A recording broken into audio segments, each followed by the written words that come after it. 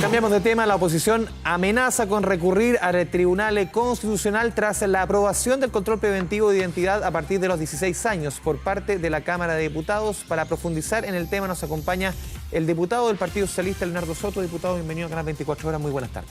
Bueno, gracias por la invitación. A ver, una discusión que se instala sobre todo desde el día de ayer con este control preventivo de identidad, después esta acusación o esta interpelación contra el ministro Andrés Chadwick. Puntualmente, ¿usted cómo califica la actuación de la democracia cristiana? Porque han sido bien criticados. A ver, antes de entrar a ese punto, yo diría que el contexto, el telón de fondo, es el fracaso de las políticas antidelincuencia de este gobierno. Eso es lo que está detrás de todo esto. ¿Ya? El día de anteayer salió un informe de Mar que entregó unas cifras que son completamente alarmantes, que indican que el delito... Paz Ciudadana fue, sí, no Adimar. Adimar el informe, Paz Ciudadana es el organismo que la elabora, que es un organismo vinculado incluso a la derecha, que ha demostrado con estadística y una herramienta indiscutida de que la delincuencia ha aumentado mucho más allá de cualquier expectativa. En Santiago ha aumentado un 45% la victimización. Es decir, casi un hogar de cada dos ha sido víctima de la delincuencia en el último tiempo, en poco más de 6 meses. En materia de temor a ser víctima de delitos ha aumentado al doble.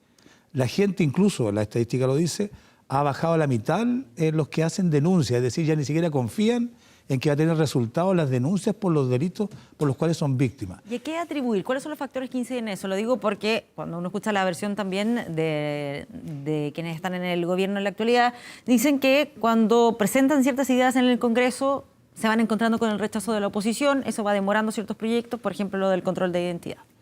Bueno, primero veamos qué es lo que fracasó, porque los resultados del informe indican que lo que se hizo no surtió efecto, o peor aún, aumentó el daño de la delincuencia, aumentaron los delitos.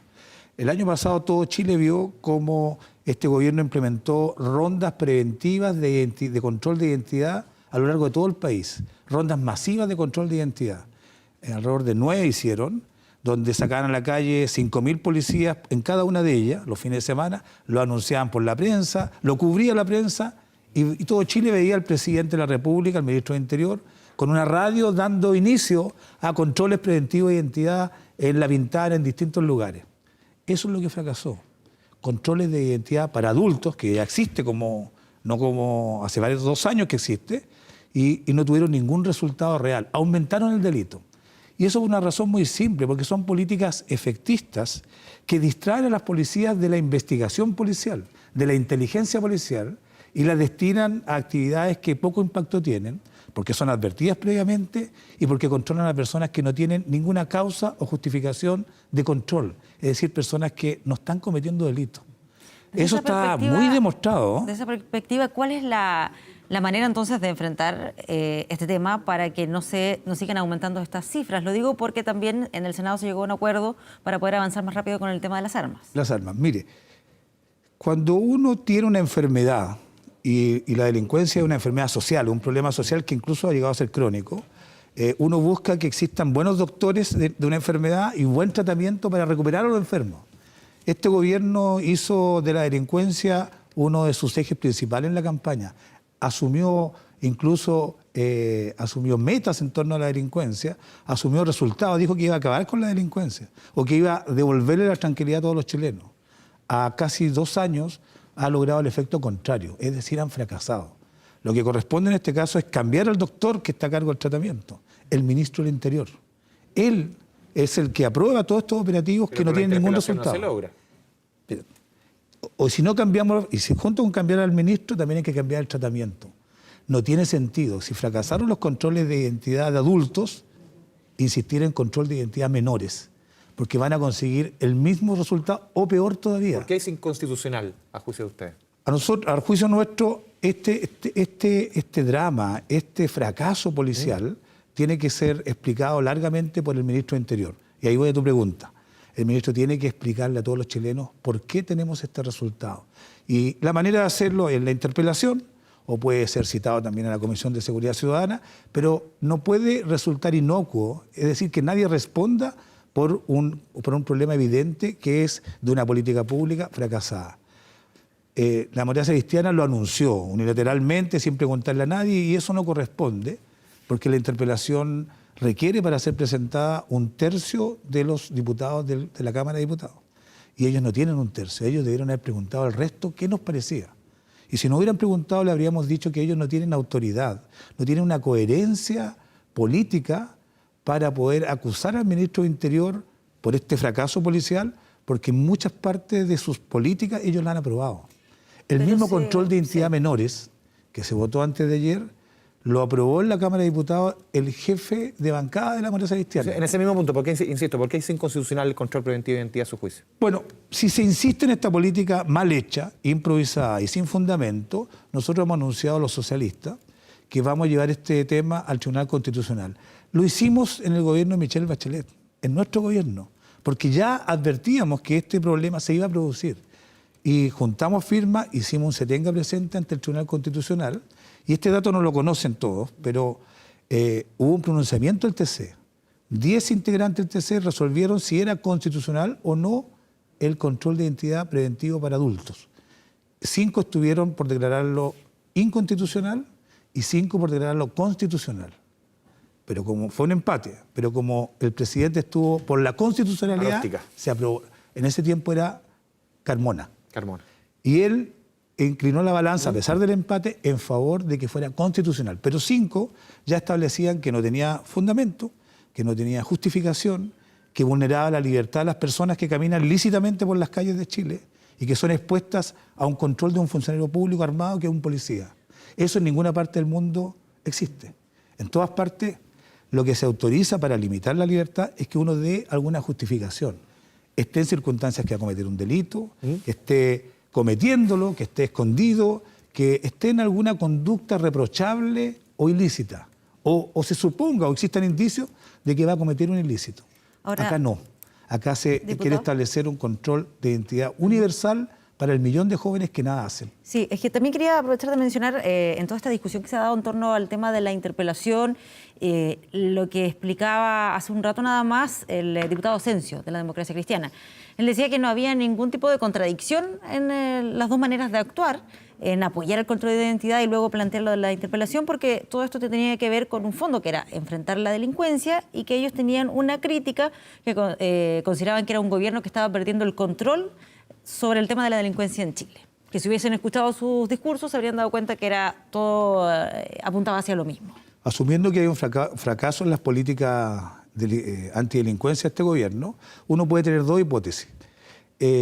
Los ejecutores, los que están a cargo de estas políticas, el ministro de Interior y Seguridad Pública, el subsecretario de Interior o el jefe de la policía, el director general de Carabineros, fracasaron en implementar las políticas o las políticas son erradas.